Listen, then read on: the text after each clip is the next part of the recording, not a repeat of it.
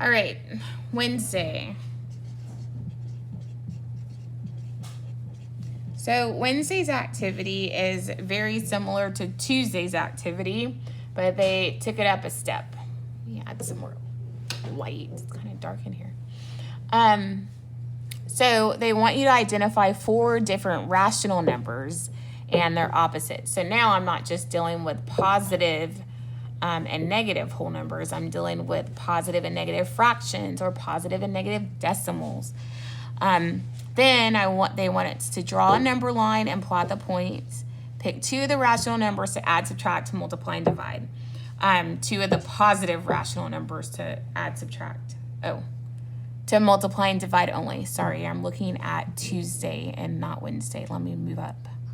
All right, so 4 different rational numbers and their opposites. Choose a fraction, a decimal, and a whole number. Then draw a number line and plot the points. Pick 2 of the positive rational numbers to multiply and divide. So I don't have to add and subtract. Okay. Let's see. 5.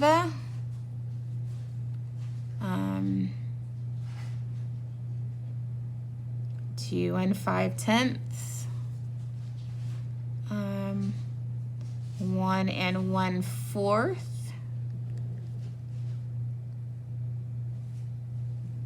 And I don't know, 3. There.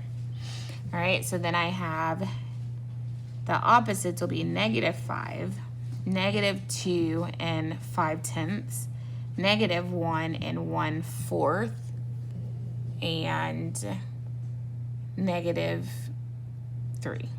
Okay, those are my numbers. So my number line is going to be a little more interesting than it was yesterday. So I'm going to put my 0 here. Okay, same concept. Numbers to the right are positive. Numbers to the left of 0 will be negative. As I go to the right, I get bigger and bigger. So I'm just going to number it 1 through 5. 1, 2, 3, 4, 5. And I'm going to do the same thing, going to the left of 0. -1, -2, -3, -4, -5. Okay, so these are my numbers. Your numbers are probably not going to be the exact same as mine. If they are, that's a crazy coincidence. All right, so now I need to plot them. So 5 is here. 2.5 is going to be halfway between 2 and 3. 2 and 5/10. 1 and 1/4. So here's 1 and 2. Here would be 1.5, and 1 and 1/4 would be about right here, in between 1 and 1.5. Make it tiny there. And then 3. I feel like 1, 2. Okay, those are my 4 numbers that are positive. So then my numbers that are negative, same thing. So -5 is here. -2.5 would be between -2 and -3. So I have to really focus on that. Don't put it over here between -1 and -2. It's between -2 and -3. Sorry about the shaky camera. And then my -1 and 1/4 would be between -1 and -2. So -1.5 would be there. So -1 and 1/4 would be there. It'd be closer to 1. There we go. And then -3. All right. So the next, pick 2 of the positive rational numbers to multiply and divide. Now, if I was being extremely lazy, I would choose 5 and 3, but I'm not going to do that. I'm going to choose 5 and 1 and 1/4. Okay, so 5 times 1 and 1/4. All right, so remember, when you're multiplying with a mixed number, you have to change it to an improper fraction. 4 times 1 is 4.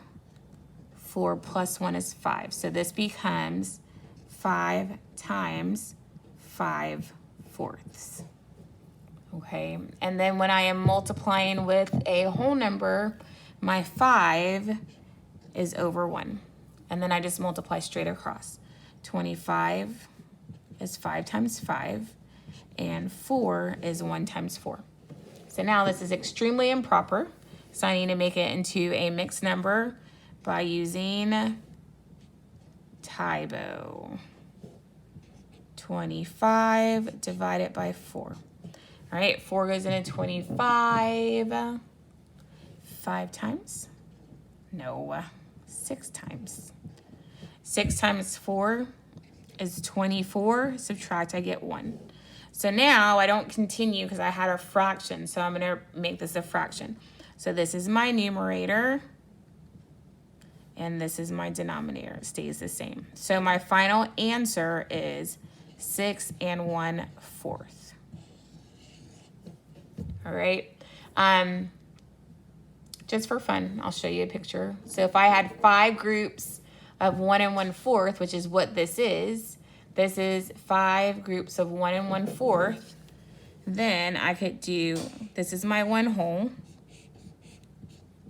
and this is my 1/4. That's 1 group. 2 groups. 3 groups.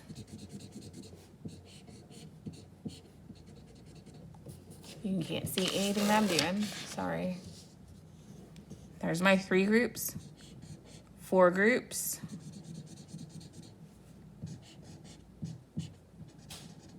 and 5 groups. 5 groups of 1 1/4. All right, so if I count these up, I can see that this is 1 whole, 2 wholes, 3 wholes, 4 wholes, 5 wholes. 5 wholes. Okay, 1/4, 2/4, 3/4, 4/4 also makes 1 whole. So that equals 6, and then I have 1/4 left over. That's my 6 1/4. All right, so now I need to divide 5 and 1 1/4. So I'm going to start off doing the same sort of process, and I need to change my 5 1/4 to an improper fraction. So I'm going to squeeze it in down here, and I'm going to put my 5 over 1 because that's how it was over here. I'm just taking this right here. My 5 over 1 and then my 5/4. I'm starting like this. All right, but when I am dividing, I keep my first number. I change my division to multiplication, and my second number becomes its reciprocal. Okay, so now I'm dealing with 5 over 1 times 4/5. All right, and then I'm just going to multiply those. 5 times 4 is 20, and 1 times 5 is 5. Well, 20 divided by 5 is 4. So 4 is my final answer. So basically, what I would do is I would have 5 wholes, and I would divide them into groups of 1 1/4.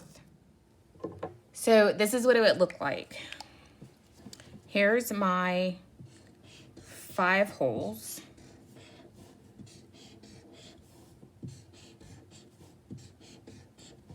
And I am dividing them into groups of 1 1/4 because that was my original problem that I started with.